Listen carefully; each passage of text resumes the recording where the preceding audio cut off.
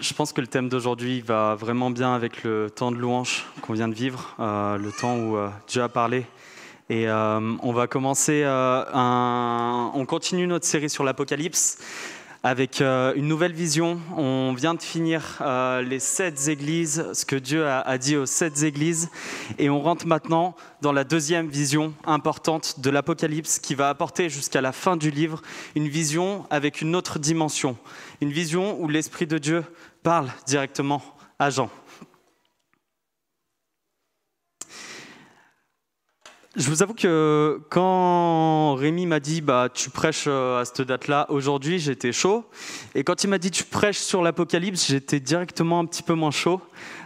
C'était un thème, je vous avoue, qui était totalement inconnu pour moi, ou très peu, avec des images, des visions qui parfois peuvent sembler floues quand on ne connaît pas tout ce qui s'est passé avant l'Apocalypse. Et peut-être qu'aujourd'hui, on va parler de cornes, on va parler d'animaux avec 7 yeux, et que c'est bizarre, mais ces images ont une vraie valeur. Ces images sont bibliques, et le but aujourd'hui, c'est qu'on va essayer de comprendre ces images ensemble.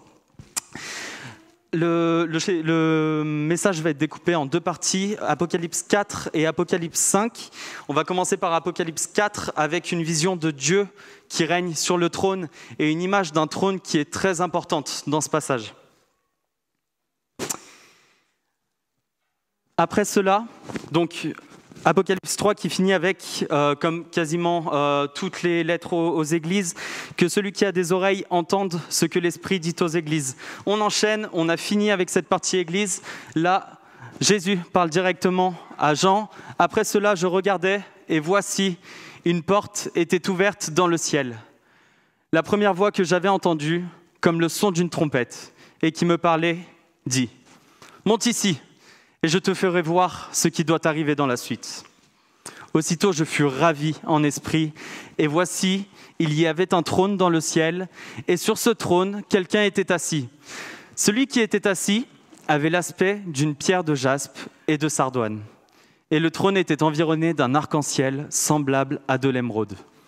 Autour du trône, je vis 24 trônes, et sur ces trônes, 24 vieillards assis, revêtus de vêtements blancs, et sur leur tête, des couronnes d'or. Du trône sortent des éclairs, des voix et des tonnerres.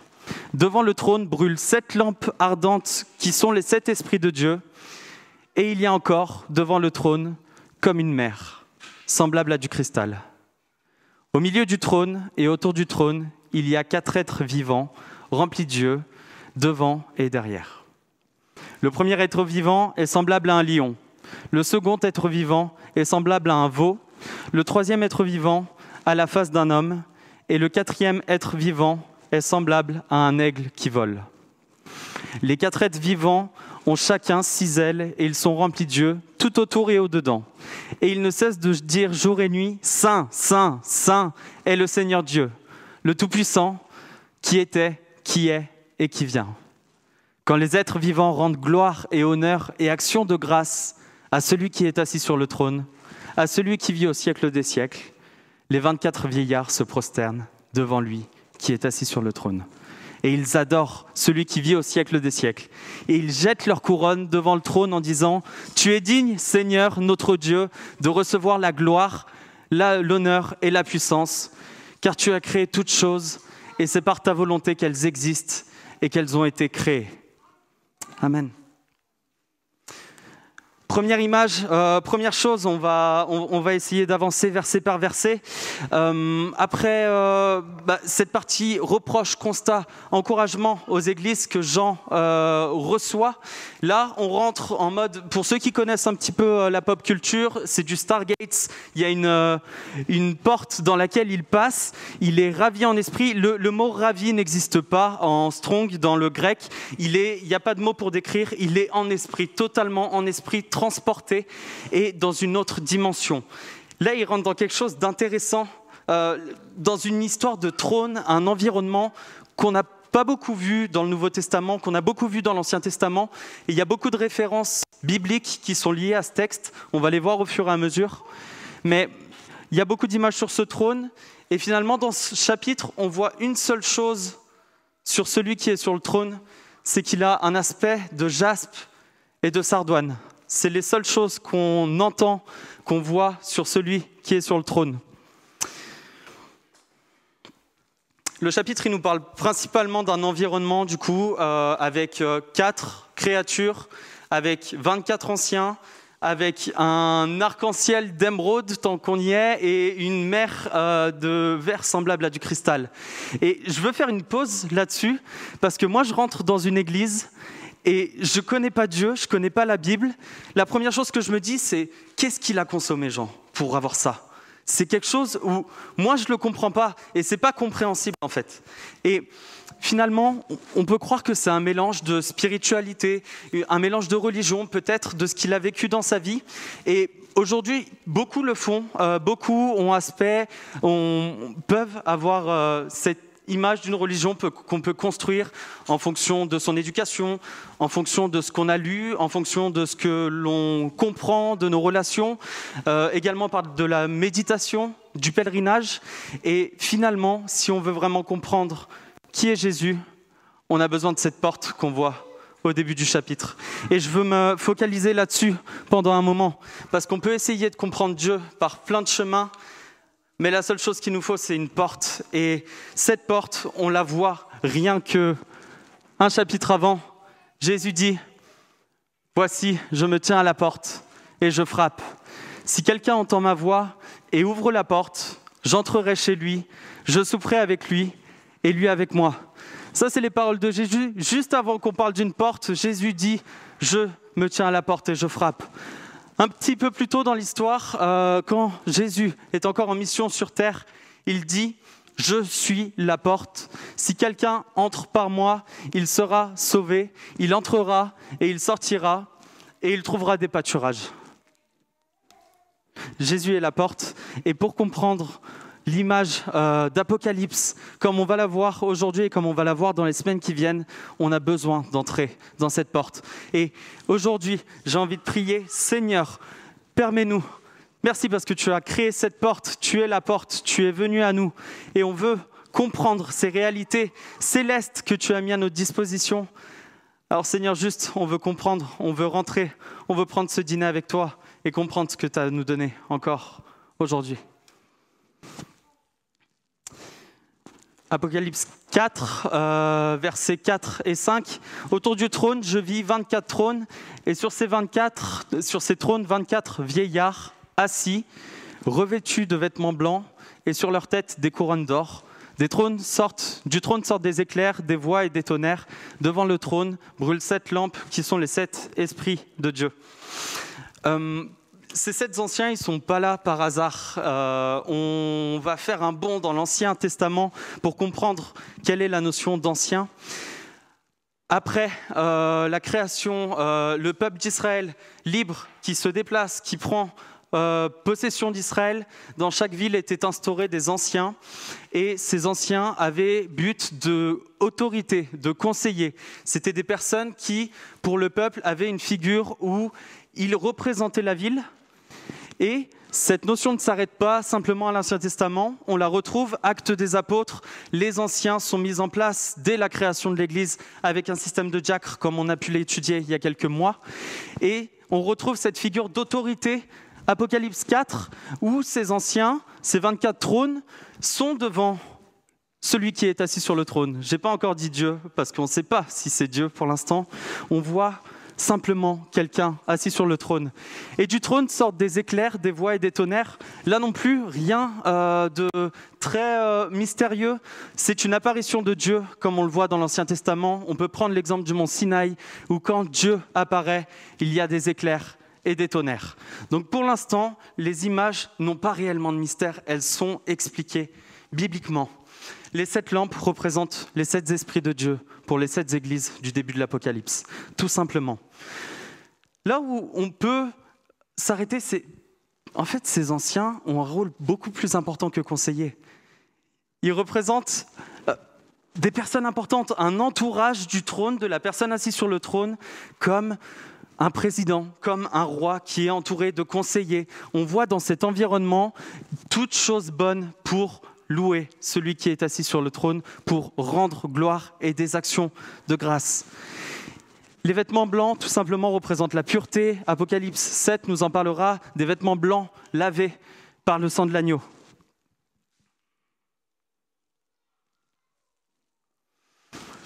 Versets 6 et 7, il y a encore devant le trône comme une mer de verre semblable à du cristal. Au milieu du trône et autour du trône, il y a 4 êtres vivants remplis de Dieu, devant et derrière. Le premier être vivant est semblable à un lion. Le second être vivant est semblable à un veau ou un taureau dans certaines autres traductions. Le troisième être vivant a la face d'un homme et le quatrième être vivant semblable à un aigle qui vole. Et là-dessus, la mer de cristal, le cristal dans le temps où Jean vit, représente un symbole de luxe. C'est utilisé comme des miroirs pour les personnes riches. On voit encore quelque chose de parfait dans cet univers-là. Quelque chose qui est resplendissant. Et les 4 créatures, je ne sais pas s'il faut tirer une conclusion spirituelle. La chose est que aujourd'hui, le premier être vivant est le lion. Le lion est le plus important des animaux sauvages. Le second être vivant, un taureau, le plus grand des animaux domestiques. Le troisième être vivant, le plus important tout court, et le quatrième, l'aigle. Et l'aigle, dans Jérémie, est une image d'un oiseau léger, agile, rapide. C'est le roi des oiseaux. Il fait son nid au plus haut. Ces 4 êtres vivants veulent dire qu'ils ont aussi un symbole d'autorité, là où ils sont placés sur terre par Dieu, et ils se retrouvent ici pour louer Dieu. On rentre dans le centre, le cœur du message de ce chapitre. Les 4 êtres vivants ont chacun 6 ailes et ils sont remplis de Dieu tout autour et au-dedans. Et ils ne cessent de dire jour et nuit, Saint, Saint, Saint est le Seigneur Dieu, le Tout-Puissant, qui était, qui est et qui vient. Quand les êtres vivants rendent gloire et honneur et action de grâce à celui qui est assis sur le trône, à celui qui vit au siècle des siècles, les 24 vieillards se prosternent devant lui, celui qui est assis sur le trône, et ils adorent celui qui vit au siècle des siècles. Et ils jettent leur couronne devant le trône en disant « Dieu est digne, notre Seigneur et notre Dieu, de recevoir la gloire et l'honneur et la puissance, car tu as créé toutes choses, et c'est par ta volonté qu'elles existent et qu'elles ont été créées. » Toutes les créations adorent Dieu. Ils adorent celui qui était, qui est, qui vient. Yahweh, il est Dieu, le grand je suis. Et on voit qu'il y a un background où Dieu a agi. Il loue Dieu pour ça. Il y a une image présente où Dieu agit. Et on voit dans l'Apocalypse, fin de la Bible, qu'il agira encore. Il répète Saint, Saint, Saint, c'est un superlatif, il est vénéré, il est plus que sacré. Et en voyant ce texte, on pourrait s'arrêter maintenant, fin du message, et comprendre qu'en fait, le cœur de ce message est simplement l'adoration de Dieu. La vénération de celui qui est, qui était et qui vient, celui qui est 3 fois saint. Quand les créatures, elles rendent gloire, et on voit qu'elles rendent gloire constamment, les anciens se prosternent, donc il y a une sorte de schéma qui se répète, où les anciens se prosternent continuellement et répètent « Tu es digne ». Le seul but de ce chapitre est la contemplation de la puissance de Dieu et l'adoration de celui qu'il est. Et tout à l'heure, on a parlé de... Rémi a dit, peut-être qu'il y a des personnes qui aujourd'hui ont du mal et qu'il y a un chant qu'on peut enchaîner après l'autre. Et ce chapitre nous montre ce qui nous attend, une adoration continuelle de Dieu. Et c'est un encouragement pour nous aujourd'hui à constamment avoir des pensées renouvelées, tournées vers Dieu pour l'adorer. Et je ne parle pas du dimanche ou du lundi ou du mardi, je ne parle pas d'un chant, je parle d'un état de louange qui est constant, qui est puissant, qui est accessible pour une seule raison, et on va le voir dans le chapitre 5, c'est le sacrifice de l'agneau. Le chapitre 5, il nous parle de Dieu, sauveur des nations. Là, on va prendre un texte qui est plus orienté sur qui est Jésus. Verset 1, « Puis je vis dans la main droite de celui qui était assis sur le trône un livre écrit en dedans et en dehors, scellé de 7 sceaux. Et je vis un ange puissant qui criait d'une voix forte, Qui est digne d'ouvrir le livre et d'en rompre les sceaux? Et personne dans le ciel, ni sur la terre, ni sous la terre, ne peut ouvrir le livre, ni le regarder. Et je pleurais beaucoup de ce que personne ne fut trouvé digne d'ouvrir le livre, ni de le regarder.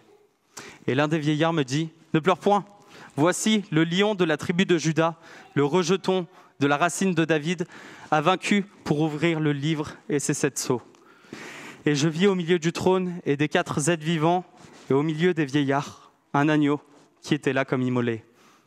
Il avait 7 cornes et 7 yeux, qui sont les 7 esprits de Dieu envoyés sur toute la terre. Et il vint et prit le livre dans la main droite de celui qui était assis sur le trône. Quand il eut pris le livre, les 4 êtres vivants et les 24 vieillards se prosternèrent devant l'agneau, tenant chacun une harpe et des coupes d'or remplies de parfums, qui sont les prières des saints. Et il chantait un cantique nouveau en disant « Tu es digne de prendre le livre et d'en ouvrir les sceaux, car tu as été immolé et tu as racheté pour Dieu par ton sang des hommes de toute tribu, de toute langue, de tout peuple et de toute nation. Tu as fait d'eux un royaume et des sacrificateurs pour notre Dieu, et ils régneront sur terre. » Je regardais et j'entendis la voix de beaucoup d'anges autour du trône et des êtres vivants et des vieillards, et leur nombre était des myriades et des myriades et des milliers et des milliers. Ils disaient d'une voix forte, « L'agneau qui a été immolé est digne de recevoir la puissance, la richesse, la sagesse, la force, la gloire, l'honneur et la louange. »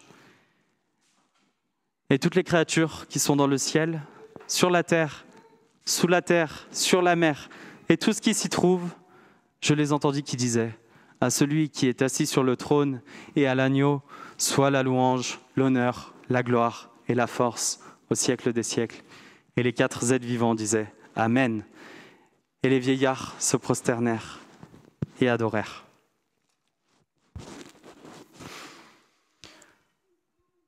Au début du chapitre, on voit qu'il est parlé d'un livre avec des sceaux.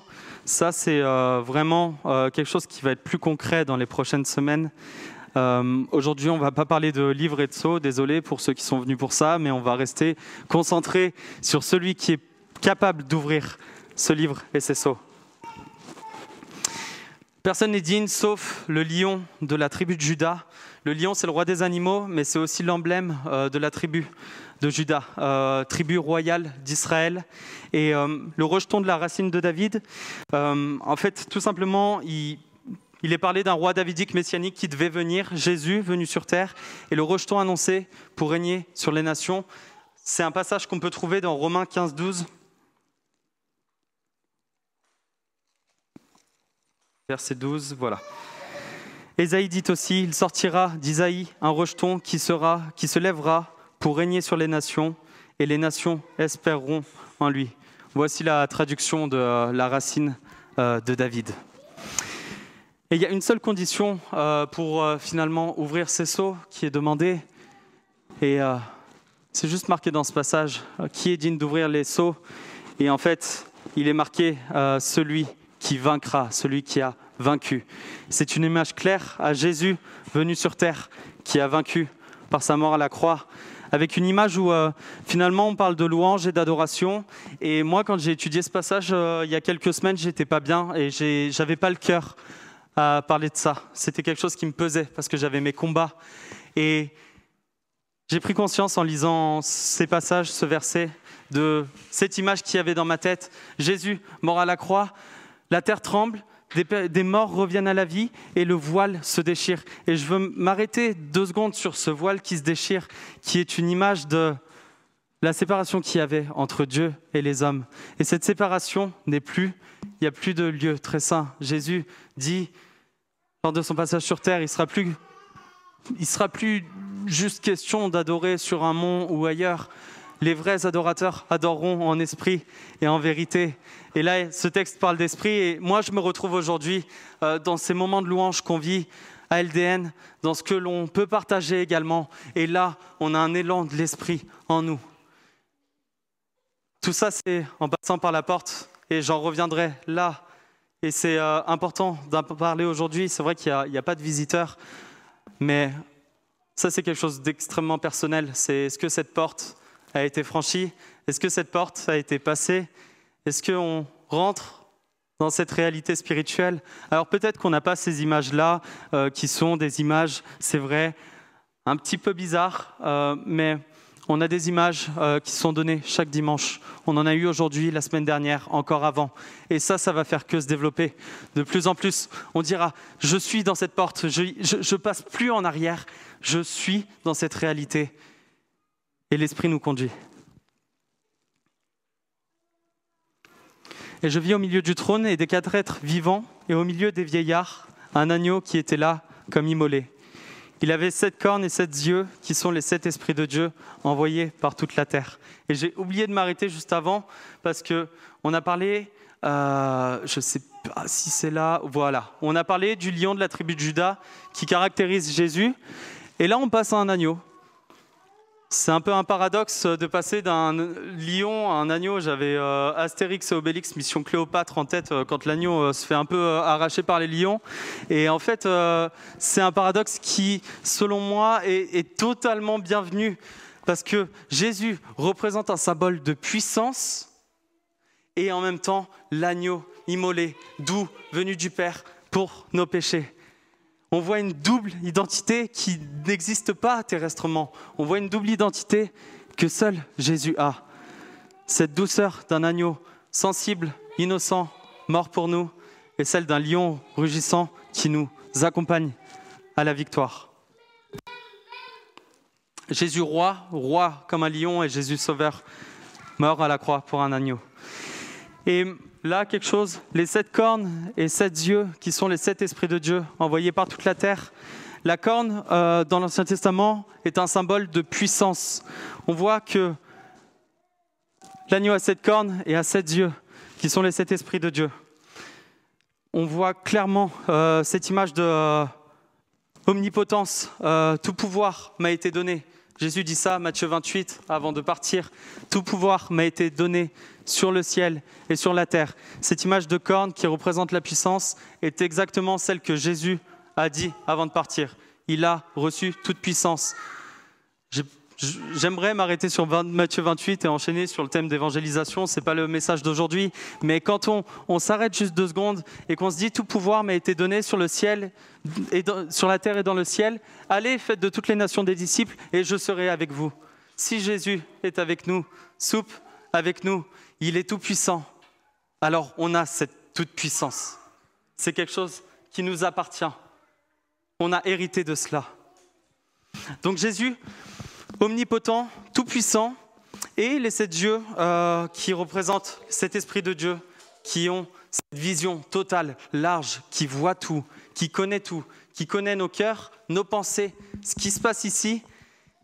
Et là, l'omniprésence, l'omnipotence, l'omniscience, il est partout, il est tout puissant, il sait tout. Jésus est partout.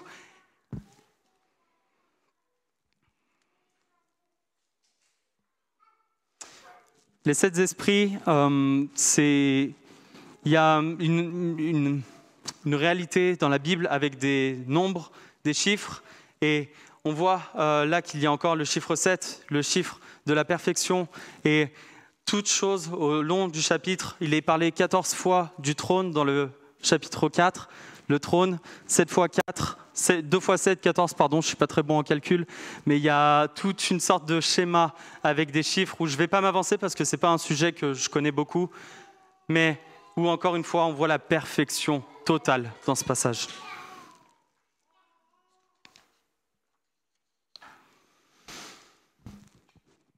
Il vint et prit le livre de la main droite de celui qui était assis sur le trône.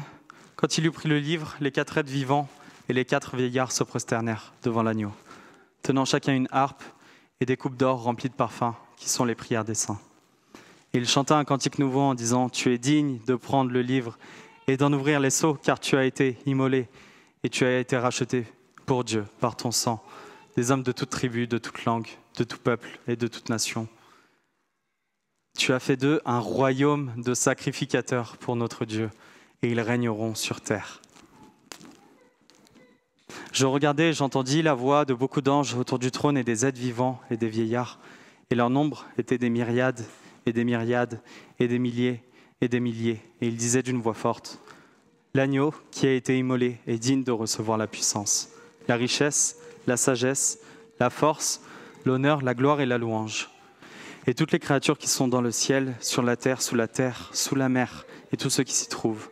J'entendis qui disait « À celui qui est assis sur le trône et à l'agneau, soit la louange, l'honneur, la gloire, la force, au siècle des siècles. » On ne voit pas la dernière phrase, mais il est marqué. Et les 4 êtres vivants disent « Amen » et les vieillards se prosternent pour adorer. Ce chant nouveau, c'est quelque chose qu'on chante parfois, un chant nouveau retentit, un chant nouveau vient. Et ce chant nouveau, il a une description dans l'Ancien Testament. Le chant nouveau était toujours une expression de la louange pour la victoire de Dieu sur l'ennemi. Quand Dieu est triomphant, un chant nouveau retentit. Il inclut des actions de grâce pour son œuvre de création.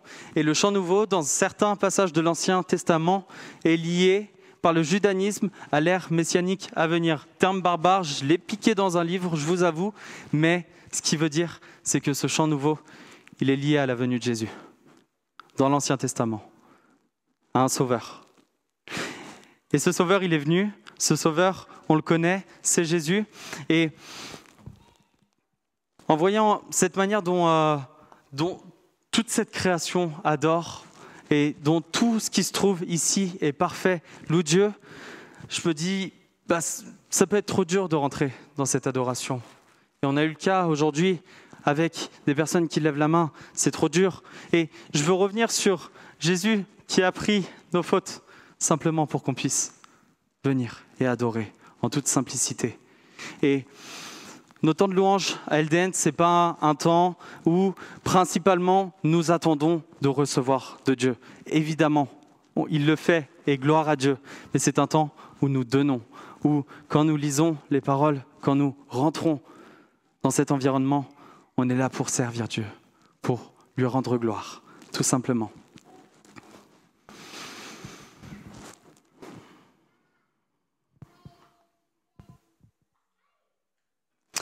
Ces 2 chapitres, c'est l'introduction de ce qui va venir par la suite, l'ouverture des sceaux avec des bonnes et des mauvaises nouvelles. C'est ce vers quoi on va étudier d'ici quelques semaines avec Rémi. Mais pourquoi ce passage d'adoration avant l'ouverture des sceaux? Il nous rappelle la perfection ultime de Dieu. Il nous rappelle à quel point il est saint, il mérite d'être adoré. Et moi, l'encouragement que je veux nous laisser aujourd'hui, c'est de ne pas repartir chez nous ce soir, où on a passé un excellent moment, mais à continuer cet état de louange, de proclamation. Et ça commence par quoi? Ça commence par ce chant nouveau, ce chant de victoire pour notre Dieu. Et il se traduit pas d'une manière précise peut-être, et c'est peut-être une manière où aujourd'hui c'est pas clair pour tout le monde, mais il se traduit par un temps avec Dieu, où nous lui apportons ce qu'on a à lui dire. Et moi, j'espère voir dans les prochains jours, les prochaines semaines, les prochains mois, des personnes qui se lèvent avec des chants à nous apporter à LDN, avec des paroles d'encouragement. Et je pense que c'est le but de l'Église aujourd'hui, donner ce que nous avons reçu de Dieu pendant ces temps-là, mais l'adorer encore et encore et encore. Parce que c'est ça qui nous attend pour l'éternité, adorer Dieu.